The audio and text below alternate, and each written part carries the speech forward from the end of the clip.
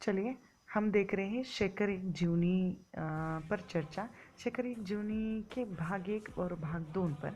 वैसे शेखर एक जीवनी पर मैंने पिछले वीडियो में आप लोगों को कहा कि शेखर एक जीवनी के भाग 1 में किस तरह शेखर बचपन में आवारागर्दी करता है, घर आए मेहमानों को परेशान करता है, मास्टर को परेशान करता है और अपनी बहन सरस्वती के प्रति भी आकर्षण में पड़ जाता है और ईश्वर के प्रति उसके मन में जो आस्था वह टूट गई है।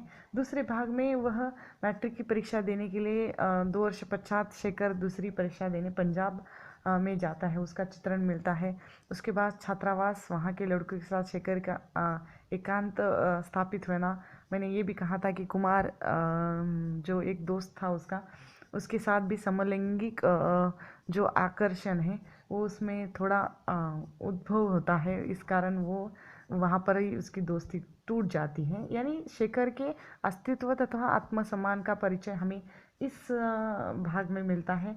और लाहौर यानी पाकिस्तान में बीए पढ़ते वक्त शेखर जब अब लाहौर जो पाकिस्तान में है पढ़ते वक्त शेखर एक बार कांग्रेस के अधिवेशन में भाग लेता है, स्वयं सेवक बनता है और एक दलपति भी बनाया जाता है। या शायद शेखर के जीवन का ये पहला और अंतिम अवसर था जिसे वह अनुशासित करके ग्रहण करता है और अपने आदर्श आदर्श की प्रतिष्ठा के लिए वह हर एक जगह पर कार्य करता है। शेखर घोर अपराध इसलिए कर देता है कि उसने अनुशासन का भंग करने वाले 3 स्वयंसेवकों को दल से बाहर निकाल दिया था और उनकी वर्दी उतार ली थी। इस कार्य से असंतुष्ट होकर कुछ व्यक्तियों ने अध्यक्ष से अपील करते हैं और अध्यक्ष के द्वारा उसकी ईमानदारी पर विश्वास नहीं किया जाता है और सम्मान की जगह उस पर उसके मुंह पर अपमान भरे शब्द उसे सुनने पड़ते हैं।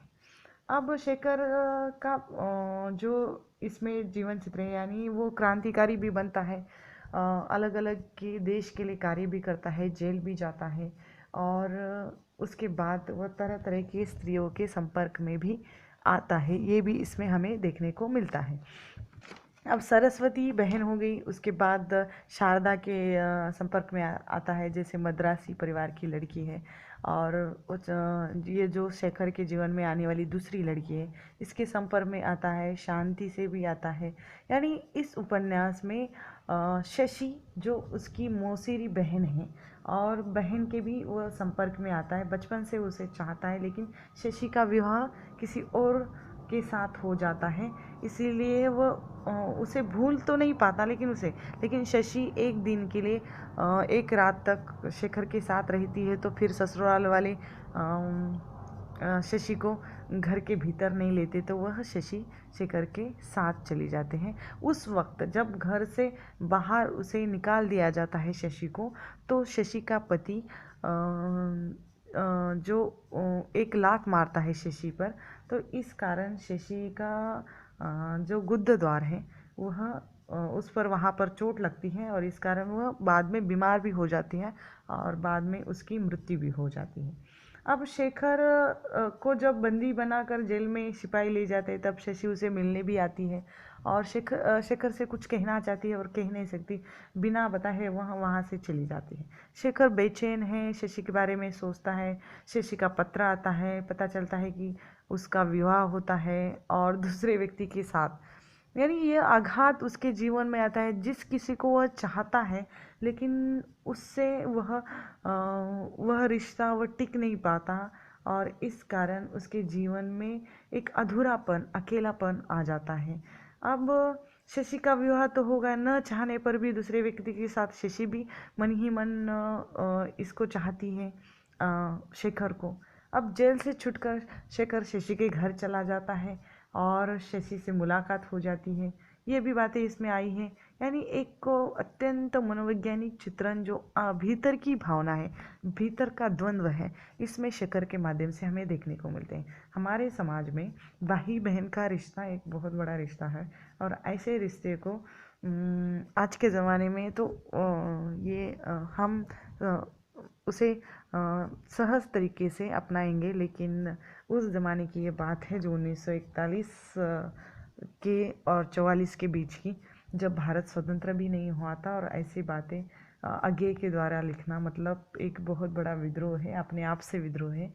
और शेखर का व्यक्तित्व इस तरह अज्ञे ने चित्रित किया है, एक विद्रोही स्वरूप का चित्रण है और एक क्रांतिकारी के रूप में है। और अब जो पकड़ा गया है इस भाग में, दूसरे भाग में, बचपन से विद्रोह की भावना लेकर चलने वाला ये जो पात्र है, और उसके संग बहुत सारे पात्र भी चलते हैं, लेकिन शेखर का जो जीवन है, अंत में उसे विद्रोही कहकर उसे जो फांसी की सज़ा हुई है, कथा वस्तु इसमें होती कि शशि की मृत्यु हो जाना, फिर वो अकेला पड़ जाता है, शशि उसके साथ है, और फिर दोनों एक साथ रहते हैं, और शशि उसे बहुत कुछ करने के लिए प्रेरित भी करती है, और एक साकार रूप में शशि को वो पा तो लेता है, लेकिन शशि का जो जीवन है वहाँ पर कुछ दिनों के लिए उसके साथ रहता है, और फिर अंत में शशि की भी मृत्यु हो जाती है। यानी इस कथा वस्तु से पता चलता है कि जिस बचपन से जो विद्रोह की भावना लेकर चलने वाला शेखर अंत में किस तरह विद्रोही बनकर सज़ा पाता है, और अब मौत के द्वार पर खड़ा है, और अब उसे फांसी मिलने वाली है। एक उसके सच्चे और निर्दोष जीवन की एक मात्र जो सिद्धि उसे मिली है, वह है फांसी, और वही उसकी मंजिल अब है। शेखर एक जीवनी दो भागों में कथा वस्तु जो बताई गई है, यह समझ में आता है कि इसका तीसरा भाग जो अप्रकाशित है, उसकी कथा भी इसमें आई है। यानी शेखर का जो पात्र इसमें आया है, वह काम, मोह, भय, यानी जो दंभ से भरा है, अहमवादी बालक है, दिखाई पड़ता है। बचपन से अहमवादी है, उसे जो अच्छा लगता है वही वह करता है, और विद्रोही बालक के रूप में उसका चित्र है। ईश्वर के प्रति, मृत्यु के प्रति बच्चे होने की जो प्रक्रिया है वह भी इसमें आया है। और शेखर के बाद इसमें जो प्रतिरूप में जो दूसरे पात्र आए हैं, यानी जो अपने पिता के प्रति तो आकर्षित है, लेकिन माता से विद्रोह इसलिए करता है क्योंकि माता नास्तिक होने पर डांटती हैं, और इस कारण वह माता से प्रेम नहीं करता, और बहन से ज़्यादा लगाव है उसे। अब माँ के प्रति जो शेखर के प्रति विद्रोह का है, वो स्नेह उसे शक्ति का अभाव होता है, स्नेह शक्ति का अभाव होता है, और बाद में वो क्रांतिकारी बन जाता है। और सरस्वती जो शादी होकर भी यहाँ आई है, शशि का जो शादी, यानी उसकी मर्जी नहीं है, फिर भी उसकी शादी हो जाती है, फिर भी वह मन ही मन शेखर को चाहती है, इसका भी आता है। और कॉलेज के जीवन में शांति जैसे, शारदा जैसे लड़कियों के संपर्क में आता है, फिर भी वह प्रेम जो लगाव है वह टिक नहीं पाता, और वह टूट जाता है। यानी शेखर के साथ सबसे ज़्यादा समय तक या बाल्य अवस्था से जो जुड़ा हुआ पात्र है वह है शशि, और वह प्रेमिका के रूप में है जो उसकी मौसेरी बहन। अब ये जो रिश्ता है, दूसरे तो नहीं मानते कि बहन ही प्रेयसी हो सकती है, लेकिन यहाँ पर लेखक ने शशि को शेखर की प्रेयसी के रूप में प्रस्तुत किया है। अब एक बार क्या होता है, एक बार शेखर गुस्से में आकर शशि के माथे पर सर पर थोड़ा लोटा मार देता है, तब खून निकलने लगता है। सबको पूछने पर जाने क्यों शशि ये कहती कि लोटा अपने आप ही लग गया, और शशि की यह बात शेखर में विश्वास जगाते है कि इस दुनिया में कोई उसका अपना है, और वह फिर शशि से प्रेम करने लगता है। ठीक है। अब शशि शेखर को कर्तव्यनिष्ठ का पाठ पढ़ाती है, उसे सही राह देती है, उसे आकर्षण है शेखर और शशि का शेखर के प्रति, और शेखर का शशि के प्रति। अब शादी तो उन दोनों की नहीं हो पाती, लेकिन वह दोनों अंत में एक साथ थोड़े दिनों के लिए रहती है। अब जो अज्ञे ने इन पात्रों में जो तन्मयता, जो प्रेम, यानी इस उपन्यास के केंद्र में जो पीड़ा और प्रेम का चित्रण हुआ है, वो अत्यंत जो सूक्ष्म और प्रगल्भ है। और इन तीनों में, जैसे आधुनिक मनुष्य के जीवन में हमें तीन तत्व दिखाई देते हैं, जिसमें प्रेम, पीड़ा और मृत्यु। इन तीनों तत्वों में ही ये उपन्यास हमें देखने को मिलता है। यानी ये पूरा जो उपन्यास यहाँ चित्रित हुआ है वह अत्यंत रोमांटिक दृष्टि से लेखक ने लिखा है, जिसमें काल्पनिक चरित्रों के माध्यम से लिखा तो है, लेकिन जिसमें चर्चा या आलोचना की गई है शेखर एक जीवनी। यानी एक तरह से शेखर की जीवनी भी है और जीवनी ही उपन्यास है। ठीक है।